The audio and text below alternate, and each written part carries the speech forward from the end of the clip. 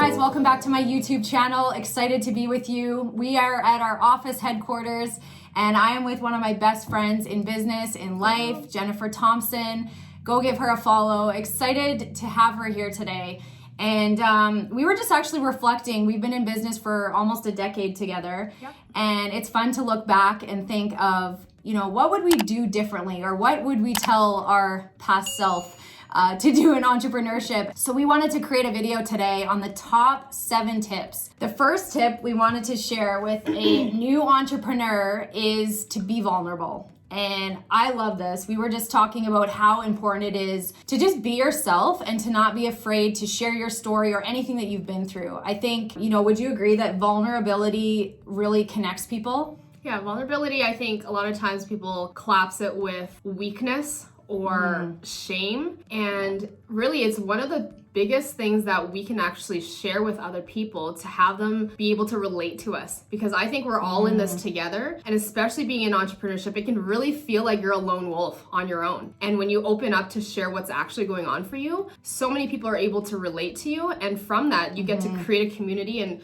have that bond to allow people to know that they're not on their own. And I think vulnerability is really a true character of strength versus what most people think is, weakness. Early on, I've been an entrepreneur for 14 years. I'd say early on, I shied away from any of the struggles I went through or anything that I was, thinking, or if I had a negative thought or, and had I just been vulnerable about it and talked about it and shared, and, I think people would have definitely felt more connected. So be vulnerable. Number 2 tip that we have for a new entrepreneur is to turn frustration into curiosity. And I love this. I learned this from a coach that Jen actually introduced me to, Calvin Chen. He's awesome. He is. And, he told me that whenever I'm frustrated in business, and let's be honest, new entrepreneurs, whether in fact, take entrepreneurship out of it, whether you're frustrated with your kids. I'm sure a lot of people have been frustrated with their children at times. I have 3 of them. I know what it's like. Or our spouse. Ever been frustrated with Chad? I'm sure all of you look, Is he gonna watch this? Right? All of you watching with a spouse, you know what that's like. Or, a business, right? You're a new entrepreneur. And so what I've learned along the way is that when you're frustrated, what if you were to just turn that into curiosity? It opens up conversation. It opens up, again, that vulnerability for that person on your team or someone you're working with, maybe an employee that you have. Yeah, I think asking the right questions for sure, just like what you said is, for example, if your kids are having a temper tantrum, which happens. My kids don't have temper tantrums. Right.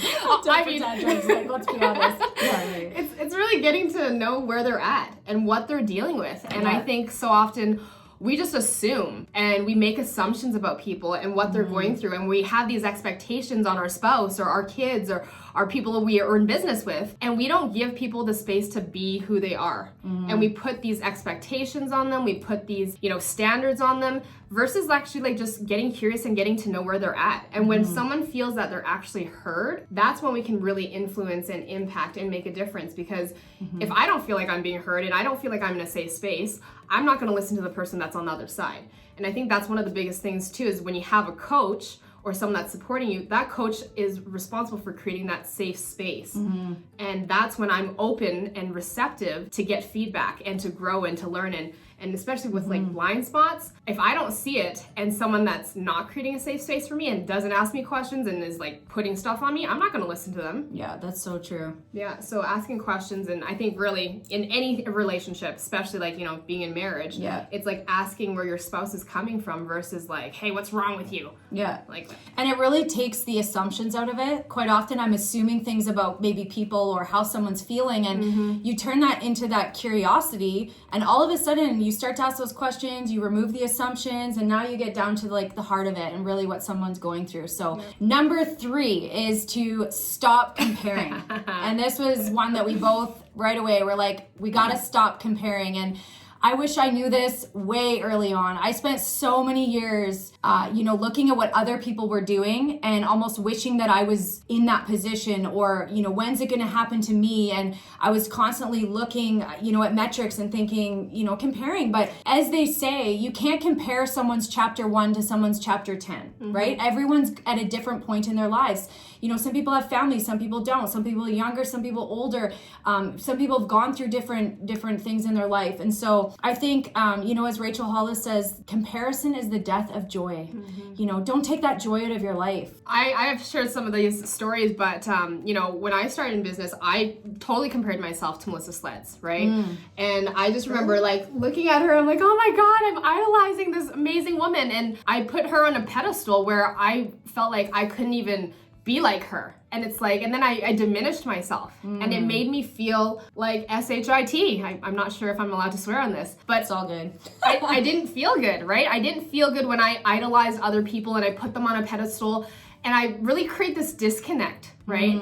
And then when I really got to know Melissa, like she was just grounded, she was open, she was really sweet, and I was like, she's just another person. And I was able to just really open up to her, and I'm so grateful for our relationship because we've gone through a lot of stuff together, and to be able to be on the same page and open with one another and not have that comparison that disconnects us. Yes. Because comparison... It does disconnect. It disconnects us. And it's like, okay, you're over there, I'm over here. And it's like our ego. I think like the biggest thing is our ego shows up when we compare. When we compare and we're always like, oh, I wish I had her life. Like on social media, it looks so great, or whatever it is, right? Again, social media is social media. It's not real life. But I would recommend that as soon as you start comparing, just notice what is that takeaway and why am I comparing myself to somebody? Because it doesn't ever make me feel good. No, it really doesn't. And another like thing that's worked for me in comparison is when it does come into my head, I almost turn that into gratitude or happiness for that person. When you see someone else winning in business, in life, however you want to, whatever your metrics are, I think, when you look at someone and go, wow, that's really amazing what they're accomplishing. Yes. I can't wait till I'm there. That's fine to feel that way. But yeah, definitely don't take it away from, I do feel diminished too when I'm comparing. So I think that's a really important tip for new entrepreneurs. All right, tip number 4. I love this one. Give up control of what other people think about you. And we've all heard, don't take advice from people that are, in a different position than you, or, I just think so often in business, in life, we're constantly moved by what other people think of us, what people say about us, especially our business. When you're a new entrepreneur, no matter what industry you're in, a lot of people that are close to you, they're going to be looking at you and they may be skeptical for loving reasons. Skepticism is human nature. It's normal for people to feel skeptical, especially people close to you, because you may be doing something new that they're not, they're looking out for you. But really, opinions are worth about as much as you pay for them. I love that saying, right? You don't pay for opinions. And so people, they may be coming from a loving place, but don't hold everything in what people think of you, right? Yeah, and I think it's human nature to want to be loved and accepted and acknowledged. And when friends and family are like, why are you giving up your 9-to-5 job to do this entrepreneur thing? Like, that's so weird. People aren't gonna buy stuff from you or whatever it is. That's their context. That's their world. And that's their perspective. And that is not to say it's good, bad, right, or wrong, but that belongs to them. And sometimes as family, we want the best for our family. And they tend to self-project. I mean, like my parents, they still don't really know what I do. They asked me, the other day, hey, are you gonna go apply for EI, during the COVID situation? And I was like, no, I'm good, Mom. And she's like, but it's free money. But it's just the mentality, right? And I love my mom and dad, don't get me wrong, but their advice to me, I take it as a grain of salt. Yeah. Because I know where I'm going. And with our vision, with our business and our life, I'm only gonna take advice from people that are already where I wanna be. Yeah. And I think that's so important to make sure that you are aware of the advice that you're taking in and what you're allowing to impact you. Because if you're allowing people that are dead broke to give you advice, I mean, you're gonna become like them. And nothing wrong with that, right? If that's what you want. Yeah. So just be very aware of where you're getting your opinions from and advice from, because oftentimes opinions belong to the person that just shared them. not to you. I love that. All right. Hope you got some value. You got value from that. Okay. Number 5, love this as well. Love them all. They're all good. Number 5 is embrace personal development. I can say in the beginning, I spent years reading books. And I thought I was really great at reading books. But really, at the end of the day, I'm sure you would agree that personal development isn't just about picking up a good book and reading it and then being like, yay, I read all these books this year. It's about actually applying it. And personal development can come in many different forms. Maybe it's reading a good book on business or self-help or whatever you want to call it. But it's also, could be in the form of hiring a coach or going to a personal development course. I know Jen's done a lot of courses, right? Whatever it is for you, but I think you need, as a new entrepreneur, we are stepping into a new area of our life. We're doing something new. And so we need to grow alongside, the growth that we're going to see in our business. And someone told me very early on, you are going to earn as much as your mindset is at, right? Like your income is going to increase the more you personally grow. And so, I know you're huge on personal development. Personal development, I think, is one of those things where some people get it or they don't get it, right? And again, it's not right or wrong, but the people that are closed off to personal growth and development, it's an ego thing, right? They tend to not want to step out of what they already know because it's uncertain. So if you don't step out of what you already know, you can't ever achieve anything beyond what you already have, right? And with personal development, it's like really just shining a bright light on our blind spots that we can't normally see. Yeah. And when we discover those, and if we're willing to look at those, that's when we can really grow and become better. I had a great conversation with a business coach, and he said, what's your biggest weakness in business? And he said, that's actually going to take you to your next level. And I just, was jokingly just having fun with it. I was like, well, I actually can't identify my weakness. So that's probably my weakness. And he's like, that's actually a really great response because most people can't move forward and take it to the next level unless that's actually identified. And I think through personal growth and development, it really shines a light on our weakness so that we can actually improve, not to actually be, let's stay negative, but actually grow from what we don't know about ourselves. That's where we can take our lives to the next level and our business and our relationships to the next level. I love it. So just go choose to get better every day. Go choose to do something. It doesn't have to be this big monumental shift, but just something every day. And I believe that the more you do it, the more you crave it, the more you want it. Yeah. And so this has been an ongoing, learning experience for me throughout the last 14 years of entrepreneurship. Yeah. And one thing I want to add to that is it's uncomfortable to grow, by the way. And most people don't like growing because of the discomfort. My encouragement to you is get comfortable with being discomfortable. Does that make sense? Yeah. Just stay in that. The more uncomfortable you can be, that's where growth is going to happen. That's where you're going to take your life to the next level. That's where you're going to have those tough conversations with your spouse so that your marriage can be at the next level, right? Yeah. And those tough conversations is really going to help you amplify to the next level. Number 6, avoid delusion. Hey, if we could write down the many people we've seen along the years that are in complete delusion of where they're at in their business, in their life.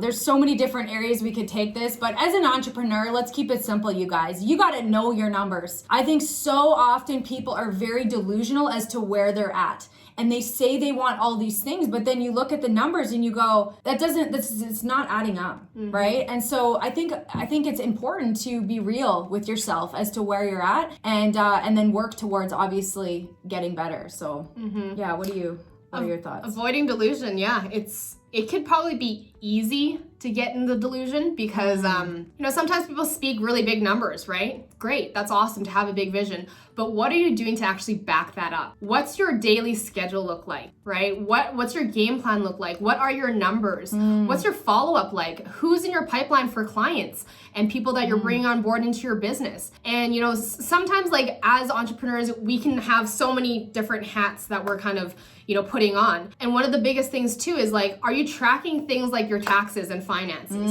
right? If you're not on track with your finances, it's really hard to move your business forward because that's always at the back burner, at the back of your mind, I need to catch up on this bill or I need to do this. And if you don't have a structure set up for that, it's really going to hold you back from growing and becoming better. So, especially for entrepreneurs, make sure your taxes are in place, right? Yes. Have a game plan for that. Be putting money away every single time you get paid in a separate account for taxes, right? Yeah. And of course, having savings on the side too. But, again, I love that. Just be aware. And I think that's one of the things that kind of ties back into our last few points of personal development is if you're not aware, that's where a delusion happens. Yeah. So how aware are you with your numbers, where your business is at, and just making sure that, hey, if I was to be like a business analyst, and I came into your business today and I said, hey, give me your numbers, let me see where you're at, would I buy your business? Yeah, no, I love that. And I mean, we get it. It takes time to build up your business as a new entrepreneur, but avoiding delusion is really going to help you in your business, trust me. Yeah. And finally, our last one, my most favorite, have fun.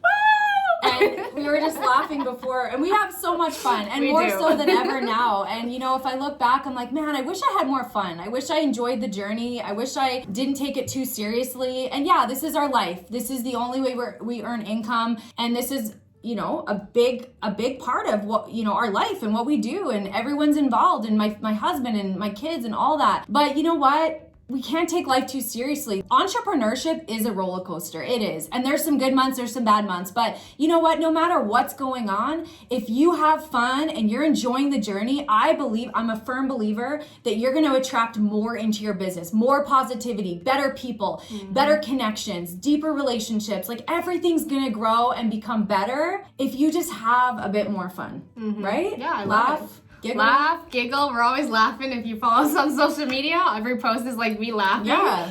But yeah, it's so true, right? It is a roller coaster when it comes to entrepreneurship. And if you could just enjoy it, right? I think of so many times that I have been frustrated in my business, and I was like, what would it look like if I was just having fun? Yeah. And just have it be lighthearted. Yeah. And like do things that actually create fun, right? I mean, as a team, we do a lot of fun trips. We do a lot of fun exercises and activities, and it's just important to have that day to day. Even asking yourself as a reflection every day, like, hey, how many times did I actually laugh today? Yeah. How many times did I actually just, had moments of funness, if that's a word, in my schedule, right? Not sure, but Yeah. sounds good to me. But just, honestly, it sounds silly, but plan having fun, because it's important. That's all we have for you today. Thanks for joining me, Jen.